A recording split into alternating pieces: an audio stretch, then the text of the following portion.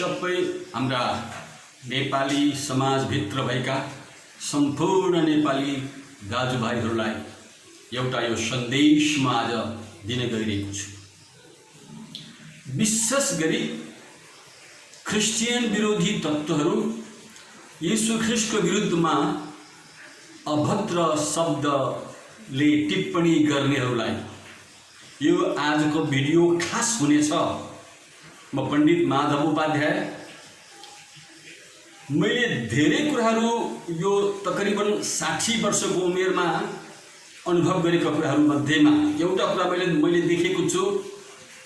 आकाशलाई मुड्की उठाएर फुटाइदिन्छु आकाश तलाई म भनेर यस्तो स्वभाव भएका मानिसहरू, सानो बिल्लीको बच्चाले सिंहलाई गर्जेर सिंहसँग युद्ध गर्न खोज्ने यस्ता कमजोर मनस्थिति भएका मानिसहरू, तपाईहरूको लागि आज यो भिडियो हुनेछ। म कसैको विरुद्धमा छैन, म एउटा ख्रिस्टियन हुँ। मलाई मेरा उद्धारकर्ता येशू ख्रिस्टले भयानक त्यो पापको महाजालबाट 84 लाख जुनीको महाजालबाट बचाउनु भएको छ। अनि सारा संसारको उद्धारकर्ता येशू ख्रिस्ट तपाईँ र मेरो उद्धारकर्ता हुनुहुन्छ। हामी समस्त नेपाली जातिहरूको उद्धारकर्ता येशू मात्रै हुनुहुन्छ। येशू बाहेक अरू कुनै उद्धारकर्ता छैन। एउटा श्लोक मलाई घरिघरि याद आउँछ।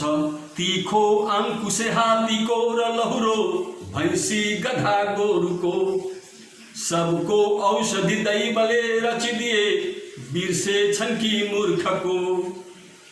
मूसाको सिंह मिलला बरु कतै संसार घुम्ने गरे, प्राणै देऊ परन्तु मूर्ख नरता बुझ्दैन कस्तै गरे। सज्जनहरू, जसले ख्रिस्ट यीशुको विरुद्धमा, बाइबलको विरुद्धमा र ख्रिस्टियनहरूको विरुद्धमा मुख खोलेको छ अभद्र शब्दमा, त्यसको लागि मात्रै हो। यदि तपाईँ पनि ख्रिस्ट विरोधी नै हुनुहुन्छ भने तपाईँले यो भिडियो नहेर्नुहोस्। यदि तपाईँ आस्तिक हुनुहुन्छ र आफ्नो भित्री अन्दरुनी दृष्टि खोलिएको चाहनुहुन्छ भने तपाईँको लागि यो भिडियोमा स्वागत छ।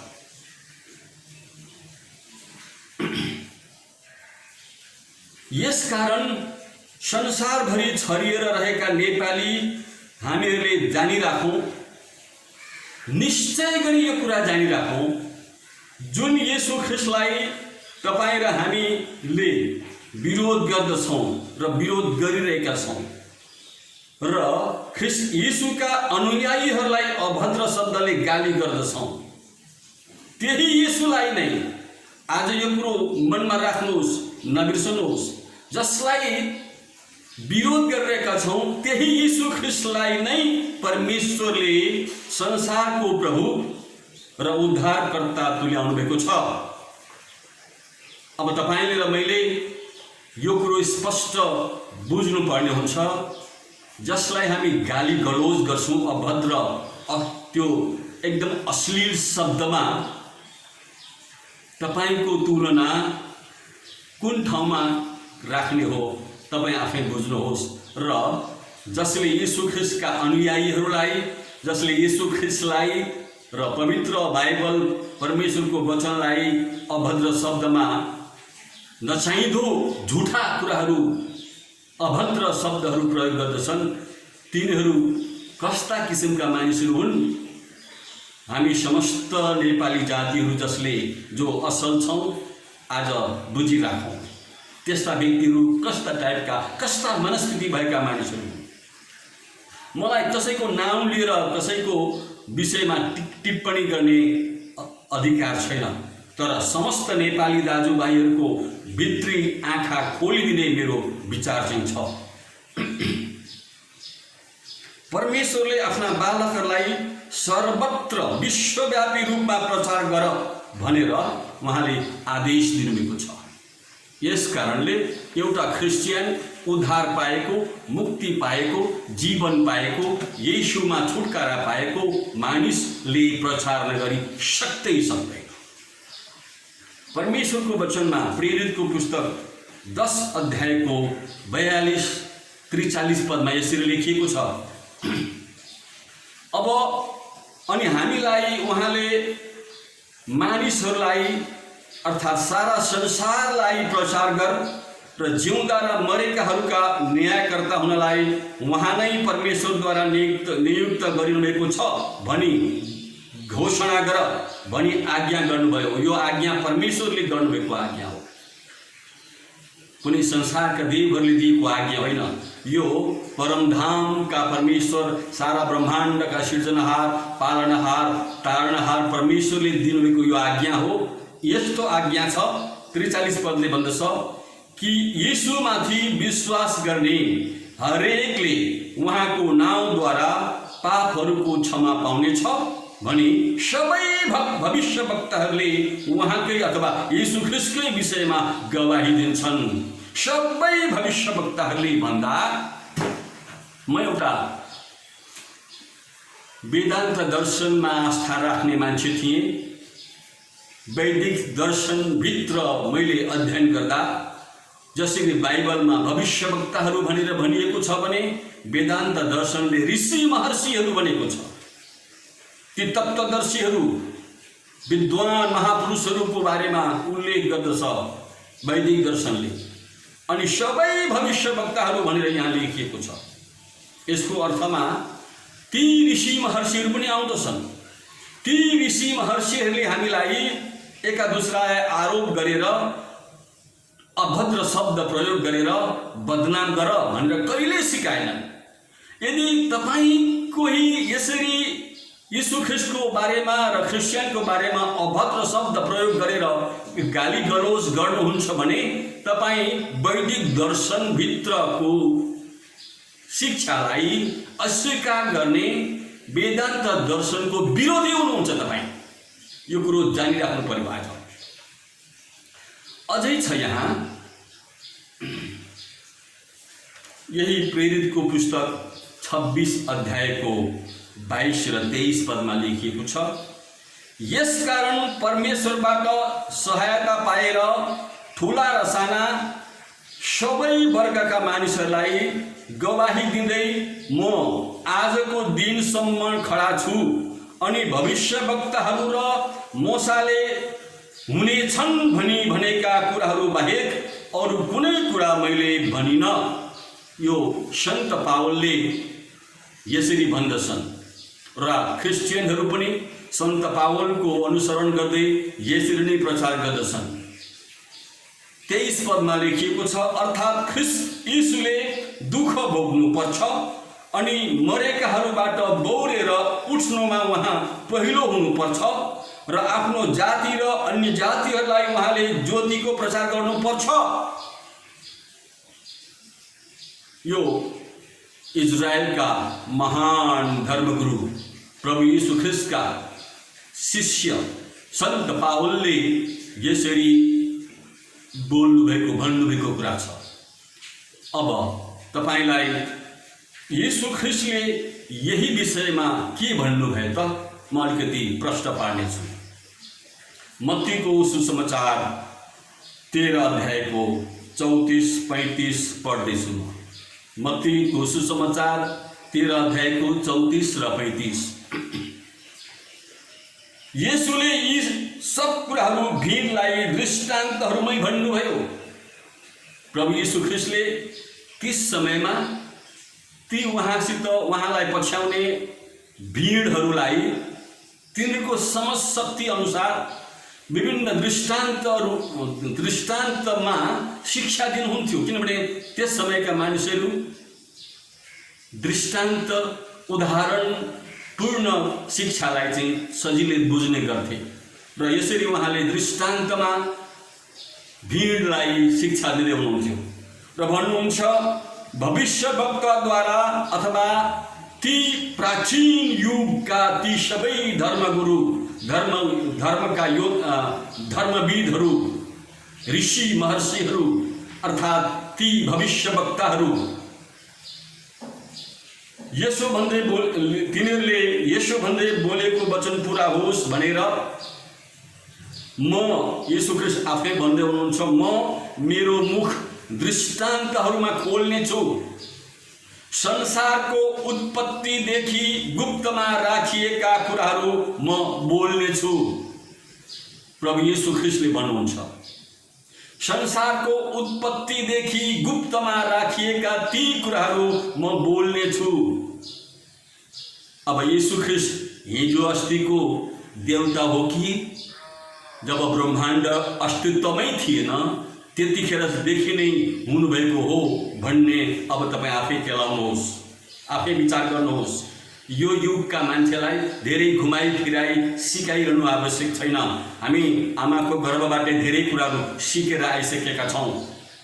येशू ख्रीष्टको बारेमा, उहाँको अस्तित्व र उहाँको सार्वभौम सत्ताको बारेमा अब यहाँबाट तपाईँ आफै प्रश्न गरी खोज्नुहोस्। अन्तमा यूहन्ना रचित सुसमाचार यहाँ 5 अध्यायको 39 र 40 मा यसरी लेखिएको छ, पवित्र शास्त्रहरूमा खोजी गर। तपाईँ पनि खोजी गर्नुहोस् तपाईको धर्मशास्त्रमा। यहाँ येशू ख्रीष्टले भन्दै हुनुहुन्छ, ती तर्क गर्ने तर्कविदहरूको अगाडि भएको बहस हो यो। येशू ख्रीष्टले ती तर्क गर्ने तर्कविदहरूलाई उत्तर दिँदा भन्नुहुन्छ, पवित्र शास्त्रहरूमा खोजी गर, किनकि तिनैमा तिमीहरूका निम्ति अनन्त जीवन छ भनी तिमीहरू सोच्दछौ, जान्दछौ, अनि मेरो विषयमा गवाही दिने तिनै धर्मशास्त्रहरू हुन्। 40 मा लेखिएको छ, अनि तिमीहरू जीवन पाउनलाई म कहाँ आउन इच्छा गर्दैनौ? तिमीहरूलाई थाहा छ तिमीहरूको धार्मिक विधि विधानमा मेरो विषयमा लेखिएको छ भनेर, तर जानेर आफ्नो धार्मिक विधि विधानमा भएको कुरालाई पनि मान्न तयार छैनौ। ज्ञानले मानिसलाई अज्ञानेनावृतम ज्ञानम भन्दछ नि, ज्ञानलाई चाहिँ अज्ञानताको त्यो दिग्भ्रान्ति कुराले ढाकिदिएको कारणले अज्ञानेनावृतम ज्ञानम भनेर लेखिएको कुरा पुरा भएको छ। मानिस ज्ञानी छ, तर मानिसको भित्र अन्तस्करणमा एउटा अन्धकारको शक्ति छ। त्यो अज्ञानताको कुराले त्यो ज्ञानको कुरालाई, ज्ञानको समशक्तिलाई ढाकेर छोपेर राखिदिन्छ। यस कारणले यहाँ ती समयमा धर्मविदहरू, खगोल शास्त्रीहरू, ठुला ज्योतिष शास्त्रीहरू, पण्डित पुरोहितहरू, शास्त्रविदहरू, आचार्यहरू, अनि भारतवर्षमा ठुला नाम कहलाइएका महापुरुषहरू परमेश्वरको वचन अथवा धर्मशास्त्र पढ्छन्, तर धर्मशास्त्रमा भएको मर्मलाई चाहिँ बुझ्दैनन्। यसै कारणले आज उहाँहरू आफै पनि अँध्यारोमा हिँड्दै हुनुहुन्छ र उहाँलाई पछ्याउनेहरू पनि अँध्यारोमै पछ्याइरहेका छन्। अन्ततो गत्वा त्यसको अन्त केवल विनाश मात्रै छ। अब म क्लोज गर्न गइरहेको छु, यस विषयलाई बन्द गर्न गइरहेको छु। ध्यान दिनुहोस् सज्जनहरू, यो गहन विषय छ। अनि हामीले धेरै कुराहरू जानेर जान्दै पनि नजाने जस्तो गरेर स्वाङ गर्नु आफ्नै निम्ति ठुलो नोक्सानीको कुरा।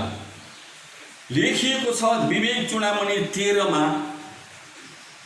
अर्थस्य निश्चयो दृष्टो विचारेण हितोक्तित न स्नानेन न दानेन कर्मणा प्राणायाम सतेन वा। यसको अर्थ हुन्छ, अर्थात् सत्यको दृढ धारणामा स्नान वा दान वा अनेकौं प्राणायामले सत्य जान्नलाई सम्भव छैन, तर विद्वानहरूको हितकर सल्लाहमा मनन गर्नेले मात्रै यो सत्य कुरा जान्दछ भनेर विवेक चूडामणि 13 मा लेखिएको कुरा हो। हामीलाई आज हामी जे गर्दैछौँ जसो गर्दैछौँ सत्यको खोजीको लागि गरेका हौँ। हामीले यस संसारमा के नै लिएर आएका थियौँ र के नै लिएर जाने हौँ। लिएर जानु हो भने यस संसारमा रहँदा बस्दा शुभ अशुभ कर्महरू जे गरेका छौँ त्यसैको फल लिएर जान्छौँ सज्जनहरू। विरोधीहरूले विरोधीकै जे हामीले बिउ लगाउँछौँ जमिनमा त्यही हामीले उमार्छौँ, त्यही उम्रिन्छ। हामीले यस संसारमा जे रोप्नेछौँ त्यही त्यसैको फल हामीले पाउनेछौँ। विरोधीहरूले विरोधकै फल पाउनेछ अनि सद्गुणले सद्गुणकै फल पाउनेछ। तपाईँ र मैले के रोप्दैछौँ त्यसको परिणाम हामीले के पाउनेवाला छौँ यो कुरो जान्नुपर्ने हुन्छ। अनि प्रभु यीशु ख्रीष्टका जनहरू, परमेश्वरका पवित्र जनहरूसँग पनि मेरो अनुरोध छ, तपाईले र मैले जे रोप्नेछौँ त्यसैको फल कटनी गर्नेछौँ। मेरा अघिका भिडियोहरू पनि मैले धेरै हालिसकेको छु मेरो च्यानलमा। आउँदो दिनहरूमा लगातार भिडियो आउनेछन्। सज्जनहरू, मेरो उद्देश्य कसैको विरोध गर्नु, कसैलाई होच्याउनु होइन, सत्य कुरा गरिराख्नु हो। प्रभु यीशु ख्रीष्टले भन्नुभएको छ, न धर्मस्य खण्डनार्थे जगति जातोहम धर्मस्य परिपूर्तिरेव मे अवतार हेतु। म कुनै धर्मलाई होच्याउन, त्यहाँ दोष लगाउन होइन, तर ती धार्मिक विधि विधान भएका अधुरा कुराहरूलाई पूर्ण गरिदिनको लागि अवतरित भएर आएँ। हाम्रो उद्देश्य कसैलाई होच्याउनको लागि, दोष लगाउन, हाम्रो यो अधिकारबाट लागेको कुरा हो, हामी त्यसो गर्दैनौँ। मैले यो भिडियो बनाउनु पनि कसैलाई यसरी होच्याउनको लागि मेरो उद्देश्य होइन। तर ती धर्मान्धहरू जो मानसिक रोगले ग्रसित छन्, नबुझिकन ख्रीष्ट यीशुका अनुयायीहरूलाई विरोध गर्छन्, तिनीहरूलाई दिएको उत्तर मात्रै हो, अन्यथा नसोच्नु होला। परमेश्वरले येशू नाममा तपाईलाई आशिष दिएका हुन्। जय मसीह।